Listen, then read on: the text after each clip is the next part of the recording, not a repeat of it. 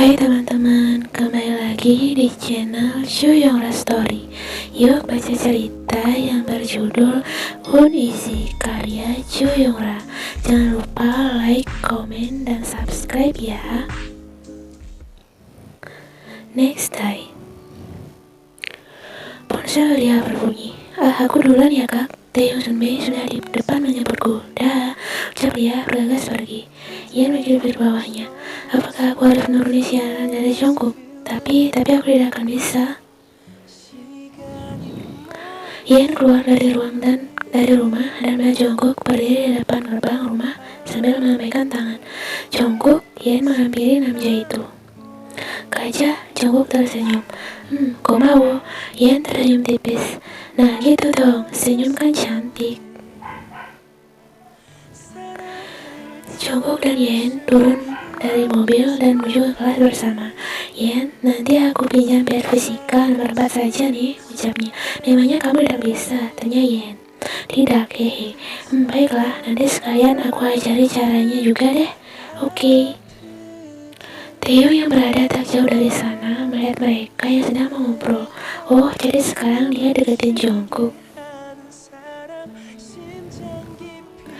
Ian duduk di depan ruang OSIS sambil membawa kotak warna biru berisi makanan untuk Jungkook sebagai tanda terima kasih karena Jungkook selalu mengantar dan menjemputnya ke sekolah. Pintu pun terbuka. Ian langsung berdiri dan menghadap ke pintu. Ternyata yang keluar bukan Jungkook, tapi Taeyong dan Jimin. Mata mereka pun bertemu. Pandangan Taeyong turun dan melihat kotak biru di tangan Ian. Kotak sama yang pernah dibawa gadis itu untuk membawakannya makanan dulu. Ian, cari siapa? Tanya Jimin. Jungkook, jawab Ian pelan. Oh, jadi sekarang kau mendekati Jungkook, ucap Taeyong menatap Ian datar. Dengan cara yang sama waktu kau mendekatiku, menggunakan kotak makanan yang isinya makanan membosankan itu, lanjutnya. Tenggorokan Ian terasa cekat. Ia menahan air matanya agar tidak jatuh. Sementara itu Jimin hanya menatap Ian yang terus menunduk dalam. Sudahlah, percuma kau mendekati Jungkook. Dia itu anak chef, jadi kupastikan dia tidak akan tergoda dengan masakanmu ini, ucap Taeyong. Ian sudah tidak tahan dan langsung mengajarinya beranjak pergi. Taeyong lalu menatap punggung gadis itu. Tak lama, Jungkook pun keluar dari ruang OSIS. Ya, ngapain kalian menghalangi jalan keluar? Minggir, ucapnya pada Taeyong dan Jimin yang masih berdiri di depan ruang pintu. Taeyong tidak menjawab, lalu beranjak pergi meninggalkan kedua temannya di sana. Jungkook menatap Taeyong bingung. Kenapa dia? Dari tadi dia juga tidak menghiraukanku saat rapat, gumamnya pelan. Jungkook, sebenarnya tadi Ian ada di sini mencarimu, gumam Jimin. Lah, terus dia di mana? Tanya Jungkook. Ian membawa kotak makanan, mau dikasih padamu. Taeyong malah bilang Ian sengaja mendekatimu dengan cara yang sama saat dia mendekati Taeyong dulu. Terus Taeyong bilang kau anak chef, pasti tidak akan tergoda dengan masakan biasa Ian. Jelas Jimin panjang lebar. Serius, Taeyong bicara seperti itu pada Ian? Tanya Jungkook tak percaya. Iya, aku ada di samping mereka, seru Jimin. Taeyong benar-benar. Desak Jungkook kesal, lalu beranjak pergi mencari Ian. Ian duduk pada tangga yang berada di koridor belakang sekolah sambil terisak pelan. Air matanya terus jatuh di pipi mulusnya. Hatinya sangat sakit mendengar Taeyong bicara seperti itu.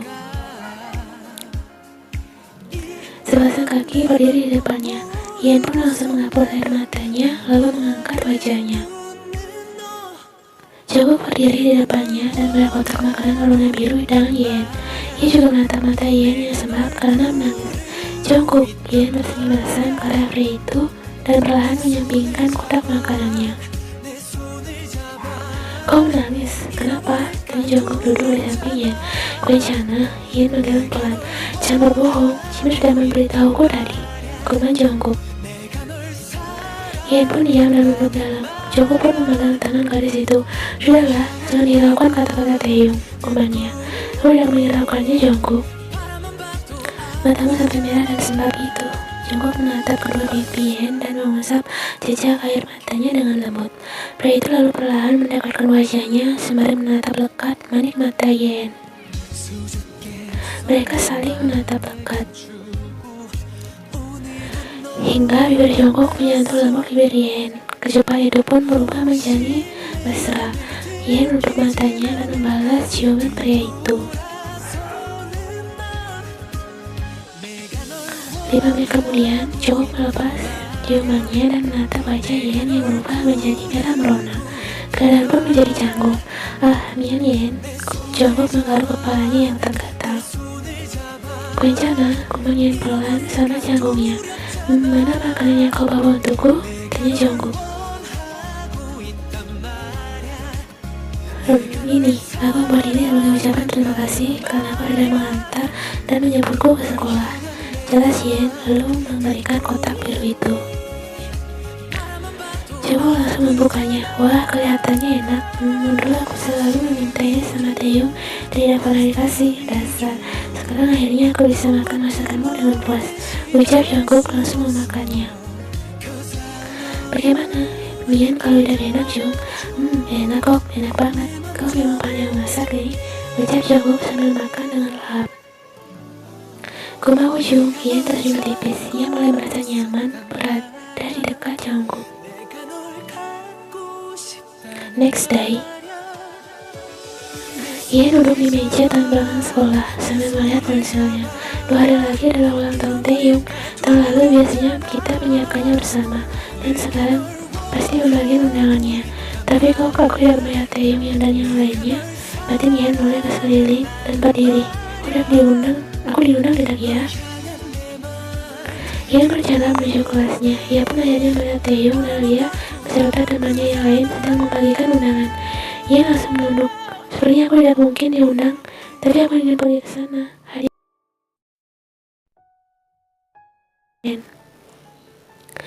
Oh, Yen menyiapkan kado untuk Taeyong. Lia pun datang dan melihat kado Yen. Oni datang ke ulang tahun Taeyong Sunmei? Tanya Lia. Nih, Oni mau ngasih hadiah ini. Taeyong sangat menyukai ini dan aku sudah menyiapkannya. Itu Oni. Tara, ini jam tangan dari Swiss. Taeyong sangat menyukai model dan warnanya. Ucap Yen tersenyum. Semoga dengan hadiah ini, Taeyong mau memaafkanku dan percaya lagi padaku. Malam ulta Taeyong. Para undangan mulai berdatangan. Lia berdiri di dekat orang tua Taeyong. Jongkok yang melihat itu merasa resih dengan sikap caper Lia.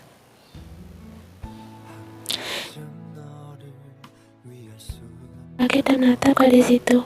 Kening Taeyong sedikit mengkerut karena ketika melihat kedatangan gadis itu, Yen kemudian menghampiri Taeyong sambil membawa sebuah kado.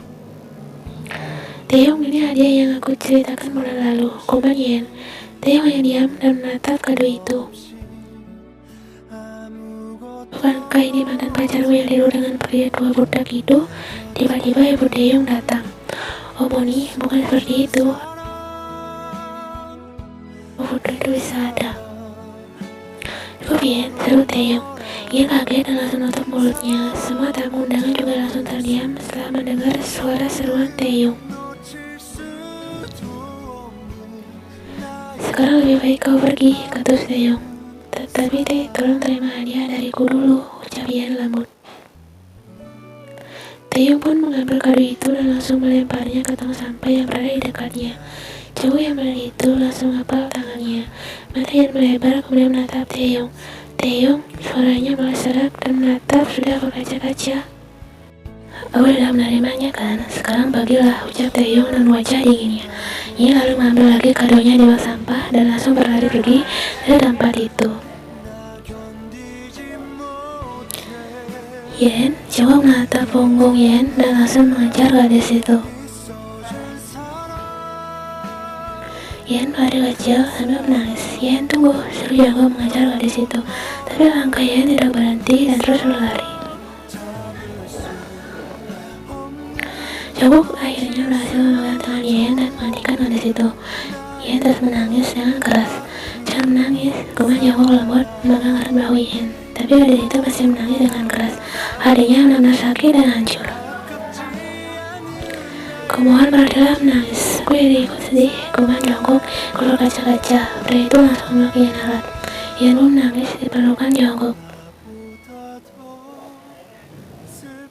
Yen tidur lelap di mobil Jongkok setelah menangis sangat lama. Jongkok menoleh dan menatap Yen dan matanya masih sembab dan hidungnya memerah. janji, mulai sekarang aku akan menjagamu. Aku tidak akan membiarkanmu menangis lagi. Aku mencintaimu, Yen. Komen Jungkook menganggap erat tangan Yen, dan yang masih terlelap.